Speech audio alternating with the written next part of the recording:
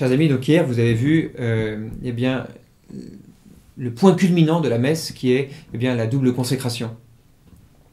Alors, en étudiant le canon, eh bien, on peut se rendre compte que cela se présente comme une montée au calvaire en quelque sorte, qui commence par cette action de grâce, la préface et le Sanctus, qui se poursuit avec la prière pour les vivants, la prière pour l'Église, du Teijitur, et puis pour le memento des vivants.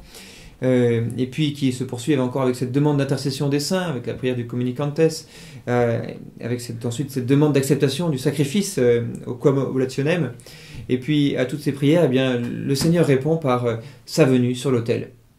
Et suite à cette venue, avec cette double consécration, eh bien, nous voyons cette prière de l'Église qui se poursuit et qui va récapituler en quelque sorte eh bien, toute l'œuvre du salut, avec cette mention de la passion, de la résurrection, de l'ascension du Seigneur, et que c'est en sa mémoire que nous offrons au Père l'hostie pure, l'hostie sainte, l'hostie immaculée, avec tous ces beaux adjectifs qui manifestent bien cette piété et toute la vénération que l'Église a pour ce sacrifice.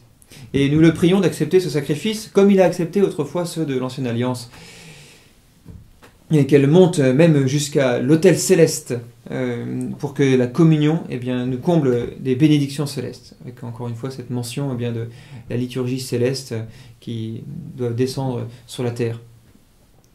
Et puis après, eh bien, toutes ces mentions-là, eh bien, il y a comme une redescente du calvaire, avec la prière pour les défunts, ceux qui ne peuvent pas communier au sacrifice, mais pour qu'ils participent à ce sacrifice par notre communion. Ensuite, la prière pour voilà, être mis au nombre de tous les saints.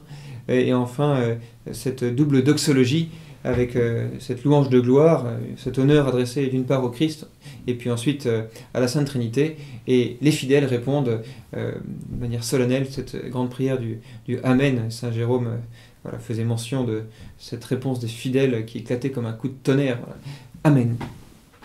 Alors, en étudiant donc, le canon romain, eh bien, nous voyons bien comment est-ce que eh bien, les 4 finalités du sacrifice eh bien, sont réalisées, cette adoration, cette action de grâce, cette satisfaction, on appelle aussi la propitiation, et enfin la demande. Alors, il y a bien un aspect sur lequel il nous faut insister, c'est cet aspect de la propitiation, la satisfaction.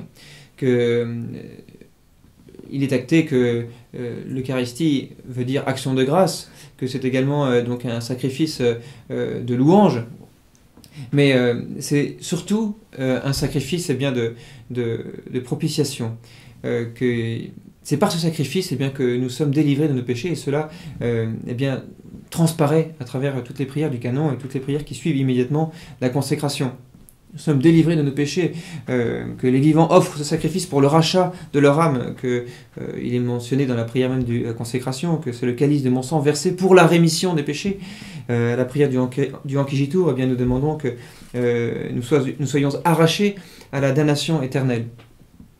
Et que, eh bien oui, c'est par ce sacrifice-là que le Seigneur eh bien, nous a lavés, nous a rachetés de nos péchés. Alors il nous faut eh bien, approcher et vivre ce sacrifice également dans cette dimension de réparation, et avoir donc par conséquent cette grande action de grâce pour le Seigneur qui nous a rachetés de nos péchés. Alors, eh bien, il y a aussi de nombreux signes voilà, qui nous aident à vivre l'importance de ce sacrifice, cette adoration, de cette louange, de cette propitiation et de cette demande. Tous les signes eh bien, que le prêtre peut faire, tous ces nombreuses génuflexions, ces inclinaisons, les flambeaux, les cierges qu'on va tenir allumés pour entourer l'Eucharistie, les nombreux signes de croix également qui sont là pour rappeler ce sacrifice sanglant à la croix, mais réalisé de manière non sanglante au cours de la messe, et bien voilà, sont là pour bien nous mettre en présence, nous faire sentir voilà, la réalité même de la présence du Seigneur à travers ce sacrifice. Autre petit geste de délicatesse, vous voyez, vous remarquerez que le prêtre, à partir de la consécration, eh bien, tient ses doigts joints, qui est un signe tout autant qui manifeste la prudence, vous voyez,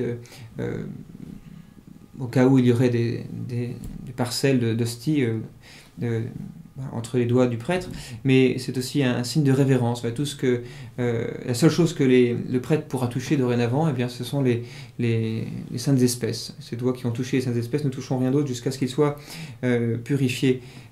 Valeur voilà, qui montre la valeur de ce sacrifice, toute l'estime que l'Église a pour la présence réelle du Seigneur dans les saintes espèces. Alors, eh bien, puissions-nous vivre et être attentifs à chacun de ces signes liturgiques qui nous mettent en présence du Seigneur, en présence de ce sacrifice, que nous puissions méditer tous ces textes, nous associer, même si nous sommes en silence, et justement pour nous inviter à la prière et rentrer dans la profondeur de ces textes, de ce mystère qui se célèbre devant nous.